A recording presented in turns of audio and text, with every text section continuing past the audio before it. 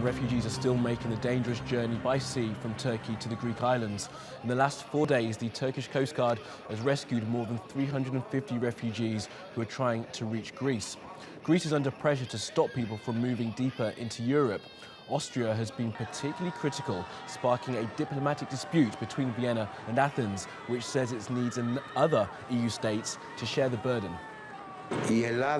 Many here will discuss how we can deal with the humanitarian crisis in Greece, which they created.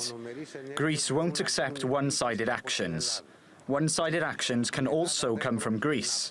Greece refuses to become a Lebanon for Europe, a storage area for souls, even if they throw money at us. In this session, I had to once again experience that the Greeks are not willing to reduce the influx. Instead, the Greeks are only interested in transporting the refugees as fast as possible to Central Europe, just as before. We are overburdened by that. That's why we can no longer support that kind of policy. Well, for more on this, let's cross to Maria Kagkelidou in Athens. So, Maria, just explain for us, why is Greece so angry with Austria?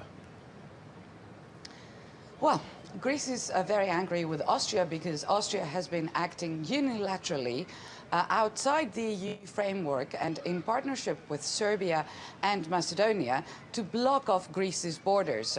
Just last week, during the European summit on the Brexit issue, Greece had managed to get what it believed were assurances that its borders would remain open and refugees would be able to leave the country until at least March 7th, when the EU is holding a summit with Turkey on the refugee issue. But just a few hours after the summit was completed, Austria, along with other countries along the West Balkan route, grouped together and decided to take a number of measures that the Greek government feels mean that essentially Greece's borders will be closed and thousands of people, tens of thousands of people, and potentially hundreds of thousands of people will be trapped in the country.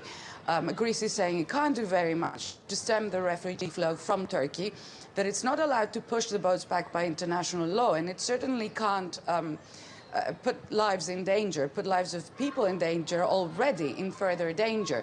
But Austria is complaining that Greece needs to control this inflow of refugees. As a result, we've reached this unprecedented situation. I mean, you've got to realize these are two countries that in normal circumstances could conceivably be sharing embassies in third countries. And now Greece has recalled its ambassador from Austria for consultations in Athens, and it is threatening, in not so many words, to possibly exercise its very own veto in other European affairs. So it's all in all an unprecedented situation. It's internal strife of the kind we haven't seen within the European Union before, Kamali. Absolutely, Maria, and you touched on it there, that it is quite unprecedented. Now, what does Greece want in terms of support from other EU countries? Well, I think first and foremost, what Athens is asking is not to be left alone to deal with a refugee crisis that is not of its making, and it certainly cannot contain by itself. Less than 1% of the people arriving in Greece are actually filing asylum applications here. The vast majority of people want to make their way to northern European countries.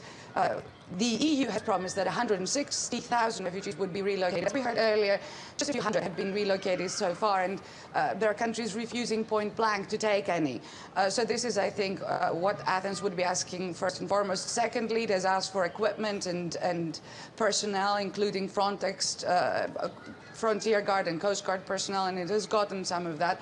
But most of all, Greece wants a unified front and some sort of way that the EU can help it face this crisis that is essentially the result of years, if not decades, of developments in the Middle East. Well, Maria from Athens, thank you so much for that analysis. Thank you.